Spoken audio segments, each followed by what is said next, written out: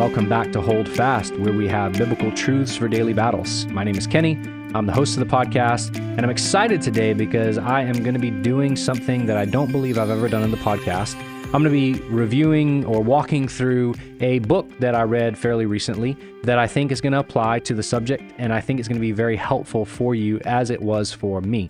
I'll talk about the book in just a minute. Let me make sure you understand that this episode is a part of a larger series where I'm diving deep into the sermons each Sunday. So our church is in a sermon series called Beyond Sunday. You don't have to listen to the sermons to benefit from this. So if you haven't heard the sermon yet, that's fine. I'll put a link if you want to listen to it, but you don't have to listen to it for these episodes to be meaningful to you. But we talked about this past Sunday, our time. How do we think beyond Sunday with our time? How do we think about every moment as belonging to the Lord and God being sovereign over our time and our plans and our lives? And how do we make sure that we have a mindset that James 4 encourages that says, if the Lord wills, I'll live first of all, and then I'll be able to do the things that he's called me to do. How do I make my plans, not thinking that I'm sovereign over those plans, but recognizing that the Lord is sovereign over those plans? How do I manage my time with that kind of mindset?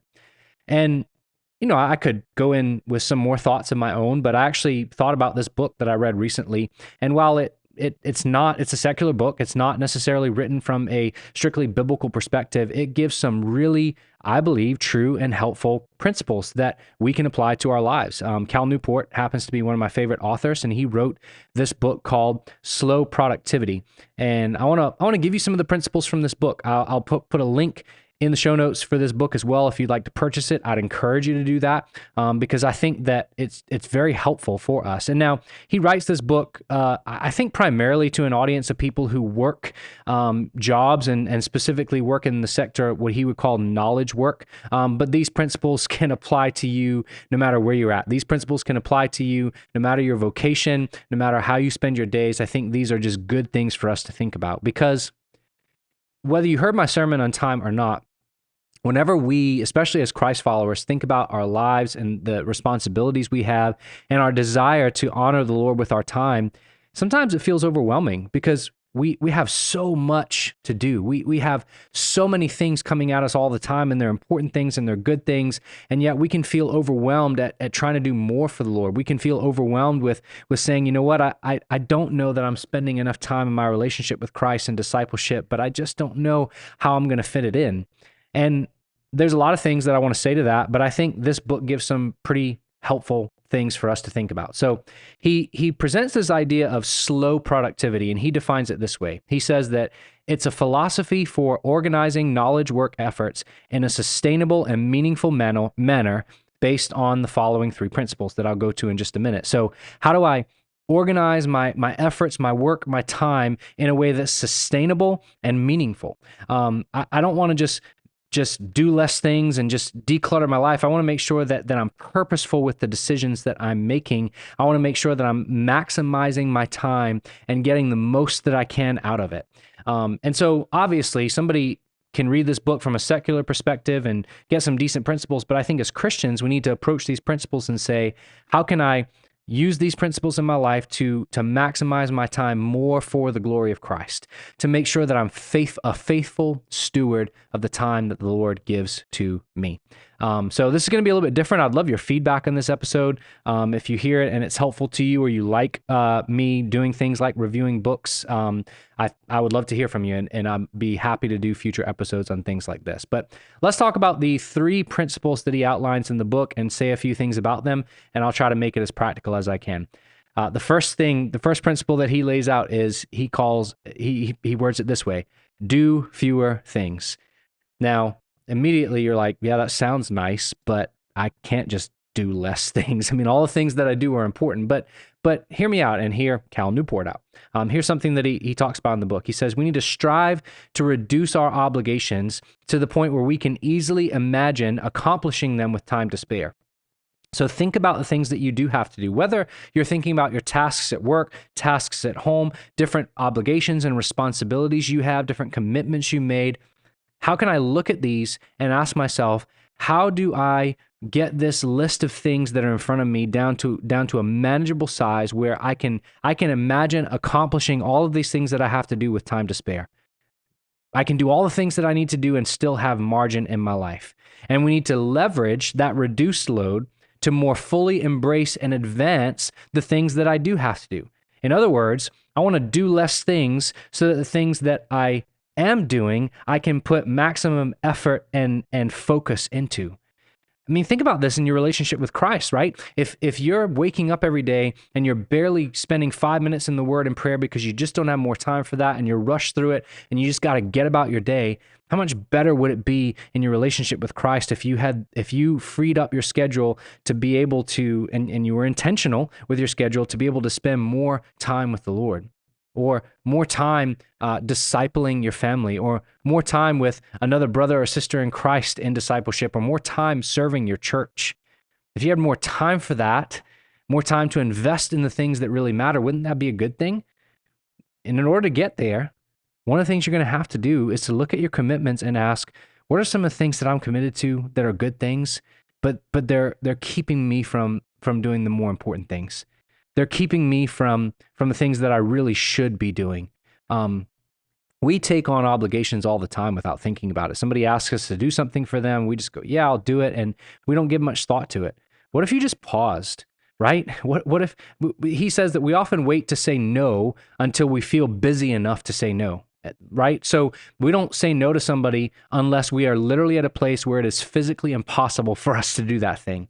But sometimes we need to say no so that we leave room and margin in our lives to be able to do the things that really matter. Does that make sense? We really need to be willing to say no to things that are good, things that would be a good use of our time in order to spend more time on the things that are the best use of our time, or a better use of our time, a more God-honoring use of our time. So maybe one of the reasons that you don't have time to spend more time with the Lord and in discipleship and serving your church and doing all these things you want to do is because you need to do less things. You need to cut some things out of your life.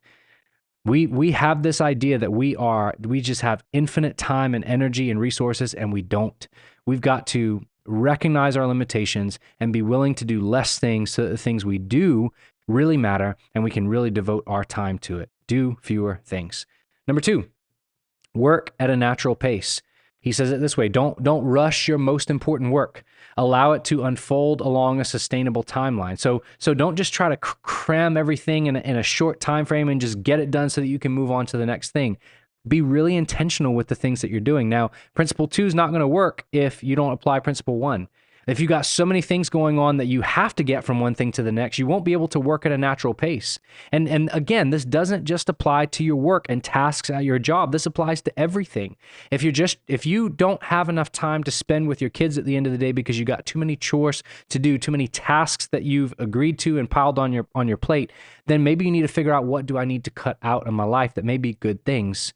I want to be able to work at a natural pace. I want to be able to really fully engage with the things that are in front of me. So I thought this was a helpful principle. He said, and this is very practical. This, again, can apply to whether or not you have a job or not. But he said, every time you add a meeting to your calendar for a given day, or anytime you add a commitment to your calendar for a given day. So let's say your boss asks you to do something at work, or you've got a play date with another mom and her kids, or just something comes up that you got to commit to. It goes on the calendar. It's a commitment, a thing you've got to get done. Every time you add something like that to your calendar, find an equal amount of time that day that you protect. So if you've got an hour meeting that you've got to get to, then find an hour in the day that you can protect to focus on the things that are really, really important to you. Sometimes you have to schedule things like family time into your calendar and block it out so that nothing else can take that place. I mean, it may seem impersonal to like put date night or family time on your calendar, but maybe that is helpful for you. For some people, that's not as helpful because you got your day and your schedule set in such a way that you go home and you're with your family. But maybe you need to learn to, when you have all these commitments piling up, you're also putting in time in your calendar that are commitments to do what's most important. So do fewer things, work at a natural pace. And then the third and final principle he gives is obsess over quality. Obsess over quality. Make sure the things that you do are done with quality. And this relates to principle number 2, work at a natural pace. If you work at a natural pace, you'll be able to obsess over quality. You'll be able to do the things that you do really well and with excellence. I believe as Christians, this should be something we are committed to, both in our vocations and in our family and in our churches and in our walk with the Lord. Don't do things halfway. But our lives are so busy and so full, we have so little margin that we can't do things with excellence.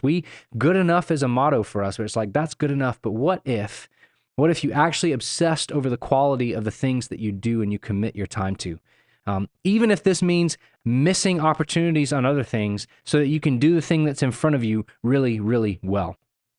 And he says, when you do that, you can leverage the value of the results to gain more and more freedom in your efforts in the long term. The more quality work you produce, the more quality time you spend with your family, the more quality time you spend with the Lord, the more quality effort you put into serving your church and serving the body of Christ, the more fruit that's going to gain you in your life, the more blessing that's going to reap in your life. He's not saying it that way, but I'm sort of saying it that way with his words, right? So I just think that is a very practical way to think about this. We need to do fewer things, work at a natural pace, and obsess over quality. To be able to do these kinds of things is going to mean some hard decisions for some of us because our lives are just overcrowded. There's just too many things that we are putting our hands to. As a pastor, I find that it's really hard to get some people to be able to commit to serving at the church because their lives just don't allow it. And it's not my job to look at people and say, well, you need to stop doing this, this, and this, unless it's sinful things that they're engaged in, right? But I want to encourage you, begin evaluating your life. Begin evaluating the way you spend your time, the way you work, the amount of time you give to all these things in your life, and ask yourself, what are some of the things that need to go? What are some of the things that we need to just say, this is a great thing, I'm thankful for the opportunity, but I've got these other things that are more important that I really need to give my time to. And what are the things that you're doing that you're putting your efforts into that you're only doing halfway because you don't have the margin for it, or you just haven't thought about really obsessing over quality and working at a natural pace? Begin to evaluate these things and ask yourselves, how can I apply these principles for the sake of maximizing my time for the glory of God? I hope these are helpful principles. I know that this is maybe a little bit of a niche thing, but I think these principles can apply generally to all of us. And I want to share just one quote here from the book as we begin to close here. He says, "We become so used to the idea that the only reward for getting better is moving toward higher income and increased responsibilities, that we forget that the fruits of pursuing quality can also be harvested in the form of a more sustainable lifestyle." What he's saying is, we think that what we need to achieve in our lives is doing more, making more money, having more responsibilities, getting more promotions, getting more stuff. But we forget that the result of pursuing a slower, higher quality work and the higher quality ways that we're spending our time actually is going to produce a more sustainable lifestyle. It's going to produce more joy, more peace. It's going to give us more margin to be able to do more important things and do them really well. Let's stop pursuing more and let's pursue better, is maybe another way to say it. Let's stop just trying to pack our lives with as many quote unquote good things as we possibly can, and let's focus on a few things and do them really well. Maybe your kids don't have to be involved in 10 extracurricular activities. Maybe you don't need to be on 3 different community boards. Maybe you don't need to try to serve at your church and serve 3 other community organizations. I'm not saying any of these things are bad things. They're not. They're good things. But maybe you need to just think about how can I rearrange my life in a way that maximizes my time, that I do fewer things, but the things that I do, I'm doing to the best of my ability, and I'm doing it for the glory of Christ, and I'm doing it because this is what God is leading me to do. Thanks for indulging me on this little bit of a different way to do this episode. If this is helpful, like I said earlier, if this is helpful, let me know. If you don't like this kind of episode, let me know that too. I want to do things that actually matter and are meaningful to you as a listener. If you got questions, you got another idea for a book review or something that you would want me to do, I'm happy to do things like that. I want to make this, like I said, as meaningful as I possibly can to you. I'll link this past Sunday's sermon and the book in the show notes. And next week, Lord willing, I'll be back with another episode. God bless.